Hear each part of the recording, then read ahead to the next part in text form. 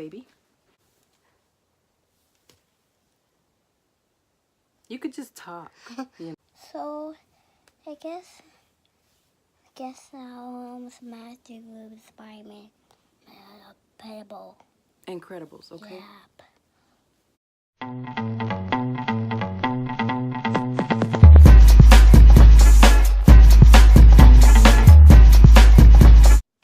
What up, naturalies, and welcome to my channel. We may have a TWA, but we have shoulder length energy, okay? If you are new here, my name is Regis. If you're already part of the Naturally fam, welcome back. How y'all doing? Don't forget to give this video a big thumbs up, comment down below so we can chit chat, discuss. I write back. Hit the subscribe button right down here and then hit the bell right next to it so you're notified every time I post. So in this video, I just wanted to have a talk with everybody. I have been getting question after question after question, and don't get me wrong, I love it because y'all love me. I mean, like y'all really love me, and I'm down. I really don't mind the white residue that's in my hair. I'm waiting on my wash and go to dry, and if anybody knows the low porosity struggle, it's gonna be a while.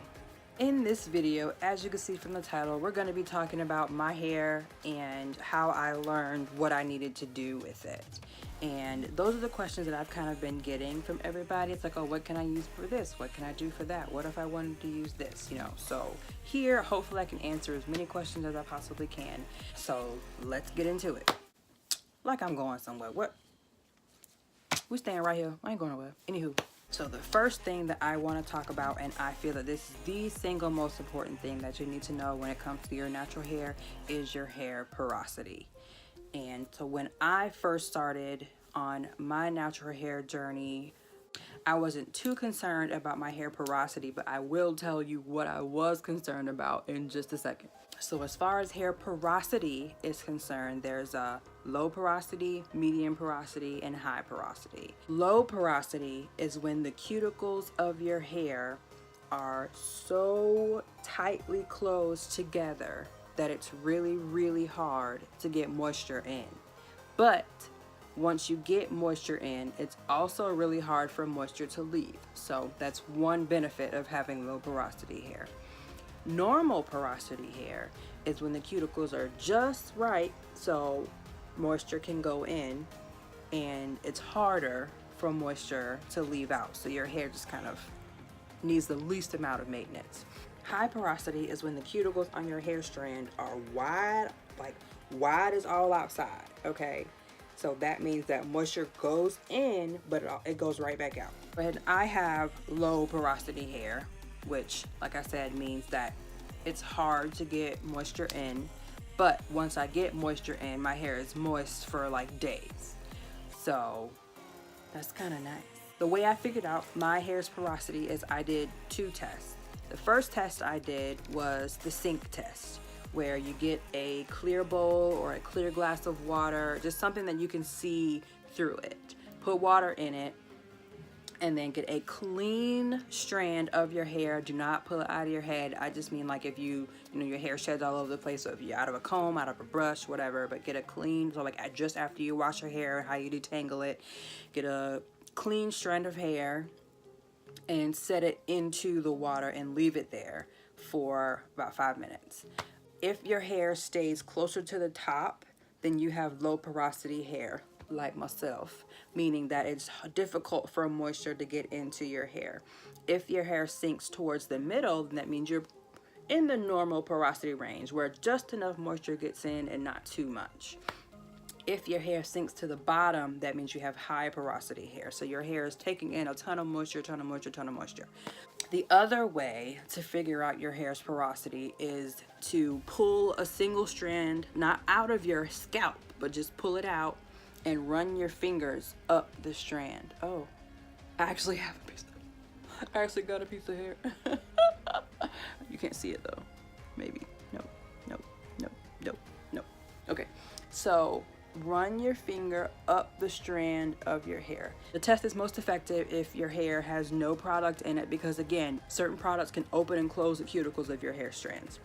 So Again, these tests are the most effective when your hair is clean, freshly washed, no product. Run your fingers up the strand, and if you feel bumps and ridges along the strand of your hair, then that means your cuticles are open, so you probably have high porosity hair. If you run your finger up the strand and it's completely smooth all the way up, you probably have low porosity hair. Put that little strand back. There you go, sis.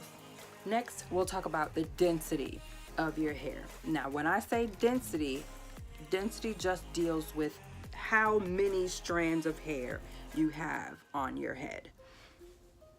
Now, technically, density means how many strands of hair you have within like 1 square inch of your hair. But if you want to have somebody sit there and count how many hairs you got, be my guest. Not I, but have fun with that.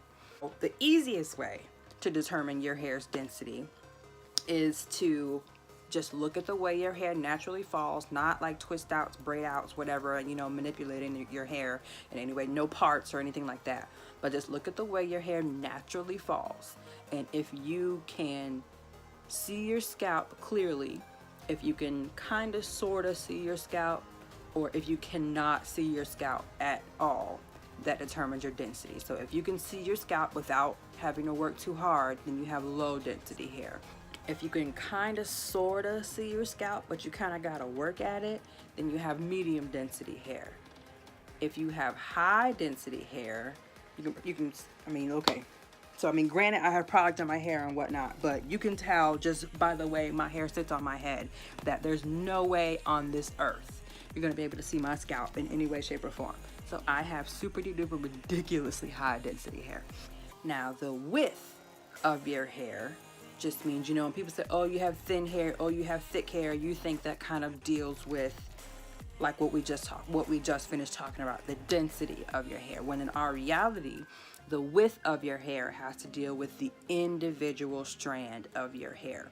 The easiest way to figure this out, and this is important when looking for products too, the easiest way to figure this out, get a sheet of white paper and, again, shed hair. Don't go popping stuff out of your head, honey. We're trying to retain length. Get a sheet of paper, get a shed hair, and just tape it to the paper.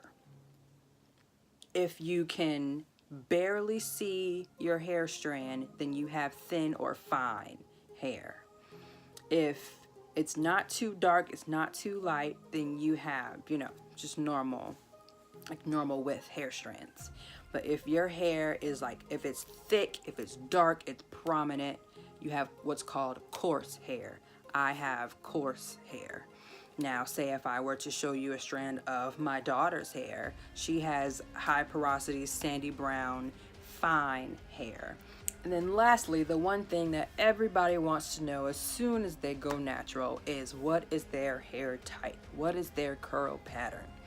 Now, this hair typing chart was created by Andre Walker. The way his hair type chart works is type 1 is straight hair, type 2 is wavy hair, type 3 is curly hair, type 4 is this kinky coily hair that we all love so much. Now, curl type doesn't really have a huge effect on products or anything of the sort. It kind of just starts conversation, and some of us even feel like it divides us even further than we already are. Everybody isn't really a huge fan of curl typing. It's just something to talk about. I can admit that when I first went natural, that was one of the first things I did. But little did I know that, of course, when I first cut my relaxed ends off, my hair was probably about 2 inches long. I swore up and down that I had 4C hair. But as my hair grew longer, that changed. Keep that in mind if you have super short hair, that, you know, it's difficult to say what your curl pattern is until your hair reaches a certain length. So like I said, I swore up and down that I was 4C until my hair got some length to it, and turns out that I am 98% 4B. But again, when it comes to taking care of your hair, when it comes to figuring out products, hair type is literally the most irrelevant thing. When it comes down to moisturizing these types of hair, the two most common ways that you hear about in the natural hair community when it comes to moisturizing your hair is LOC or LCO, meaning liquid or leave-in oil and cream, or liquid leave-in cream and oil. When it comes to these methods, it's just trial and error. I've tried both. I'm an LOC girl. I use my liquid, I use my oil, and then I'll use my cream. 99.9% of the time, that liquid is water. I also know people, typically high porosity people, who use aloe vera juice as their liquid, because aloe vera juice helps balance the pH of your hair as well as helps close the cuticles of your hair. When it comes down to the oil portion of LOC, that's where it can get tricky, because there are moisturizing oils and then there are sealant oils. Some moisturizing oils are coconut oil, baobab oil, extra virgin olive oil, and avocado oil, just to name a few. Some oils for sealants are argan oil, jojoba oil, Jamaican black castor oil, or grapeseed oil. One oil of many, which is a moisturizer as well as a sealant, is almond oil. I use an oil that is a mixture of moisturizing and sealing oils. It just seems to work best for my hair.